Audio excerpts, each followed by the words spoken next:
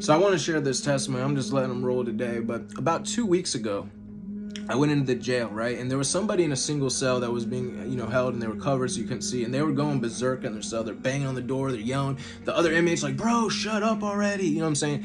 And I wasn't supposed to see him, but I'm walking by the cell, and he's like, hey, he's like, help me, bro. He's like, man, please, somebody help me. I need help. Can you talk to me? And I said, yeah. So I said, CO, I said, can you pop this door? I said, I want to talk to him. So he pops the slot. And right off the bat, you know what I'm saying, I see that there's some satanic tattoos on the dude. Dude's covered in tattoos on his eyes, face, everything, right? And he's telling me, he's like, yeah, they got me for murder.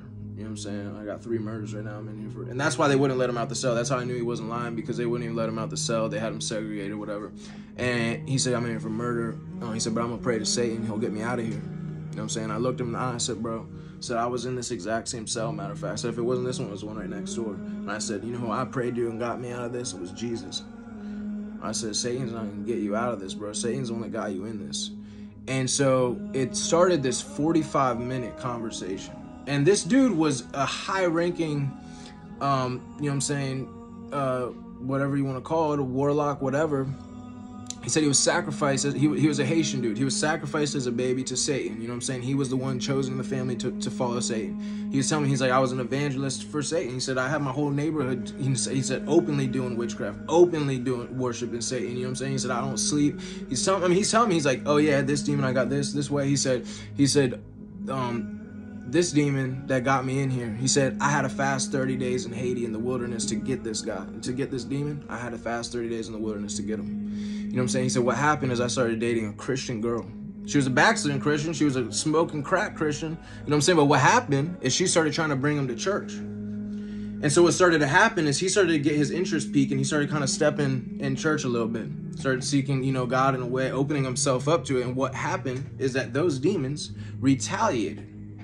They spazzed out, and basically he ended up killing that girlfriend. And he told me, he said, bro, I tried to suppress it. He said, I knew what was up. He said, it was the only girl I ever loved. He said, I don't even love my mom, but I love this girl. You know what I'm saying? He said, I was trying to suppress that demon all year, but eventually it overpowered me and I killed her. He told me straight up. Now, the first thing that was crazy is that no part of me saw him as a murderer. I'm looking in this guy's eyes. He's telling me, you know what I'm saying, what happened. And all I feel is God's love for him. The only thing I could feel was God's heart to restore him, and I didn't see him as a murderer. I saw him as somebody who had been deceived, had been sold out by his family, somebody that was raised into this. It's like he didn't even really have a choice. By the time he had a choice, it was too late. He'd been given over to demonic powers. You know what I'm saying? So we're talking, this dude, you know what I'm saying? He knew what he was talking about. He was sharing some real wisdom. And what's interesting, I noticed with some demonic people, like people demonized, is that he would drop some deep revelation. We're talking, you know what I'm saying? He's opening up with me, right? And then he would say something off the wall. The demon would manifest, and he would start saying something crazy to where anybody else, if you didn't have your spiritual eyes open, you would think he was crazy. You would look at him and be like, because he would just say something random, and then he would start making sense again. And I'm like, bro, this is how demons make people think that they're just crazy and not demonized. This is how demons stay hidden. You'll have somebody that is a vessel that's given over to this, and the demons will make them not make sense just so people don't take what they're doing serious, so people don't take that person serious. But anyways, he's telling me all this stuff, you know what I'm saying? And we're talking, and I'm like, bro, you don't have to say. I said, your life might be over. You're admitting to me you just committed murder. You know what I mean? They got you. You're from Maryland, from PG County. They caught you over here. You're in here. I said, your life might be over, bro. But I said, it doesn't mean that your life has to end. You know what I'm saying? I said, you still have your spirit. You still have what you could, do in that jail, in prison. You still, you know what I'm saying? For all I know, maybe you get out of it. I have no idea. But all I know is you have to serve somebody, bro. I said, it's not too late. You told me you're trying to seek God. And he's like, dude, the demons won't let that. Like, you think? I said, bro, they have no power over Jesus. I said, that's why they freaked out and flipped out when you started going. That's why they killed that girl, because she was sowing seed into your life.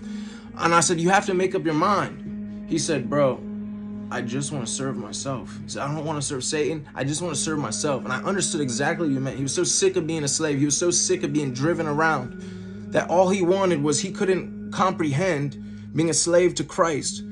He just wanted to have freedom. And I said, bro, everyone's a slave to something. You have to choose Jesus, bro. And it's the best master you could ever serve. And so I'm telling him. And so basically, he's really thinking, though. Like, you could tell he's really thinking about it. And so I ended up saying, you know, bro, let me pray for you. I gotta get out of here. You know what I'm saying? I said, can I pray for you? He said, yeah, please. So he bows his head. We pray. I'm, you know, reaching my hand through the little slot. And he stopped. And the prayer's over. It was a simple prayer. You know what I mean? I wasn't praying anything crazy. And he just goes like this. Whoa. I said, bro. He said, I have peace. He said, that's crazy. He's like, everything was chaos. It was noise. You know what I'm saying? And he's like, when you start praying, he's like, it got quiet. It just got peace. He's like, I just feel like real peace right now. He was just basking. He's like, man, thanks, bro. Thanks. I said, bro, Jesus is the Prince of Peace.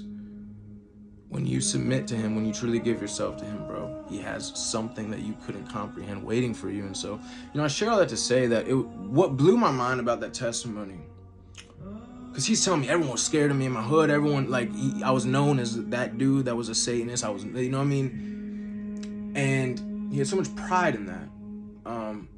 But I was telling him, like, when I was talking to him, it blew my mind how much I couldn't see that. All I could see was a lost son. He's telling me he just murdered this girl the night before. And I couldn't see him as a murderer. He's telling me he did it. And all I could see was God's heart for restoration. All I could see was that God loved him. That's all I could feel. And honestly, I bet you that girl, if she was a Christian, she's praying for him too. And she's hoping that he would turn to Christ. And she's not holding bitterness or anger towards him. And he's the one that could, I promise you. And so I just wanted to share that, because I think so many times when we hear what people are about or what they've done, we go into judgment, we go into our flesh. The Bible says, judge no man according to the flesh. And so that was like one of the more, because I've had a lot of, you know, situations with that, but that was one of the more, I guess, heinous ones, where it was like somebody was telling me they just murdered this girl in cold blood, and it was very powerful for me. It was very, you know, eye-opening how great God's love is. It doesn't matter who you are, what you've done. Jesus is still willing to redeem, restore, and save you.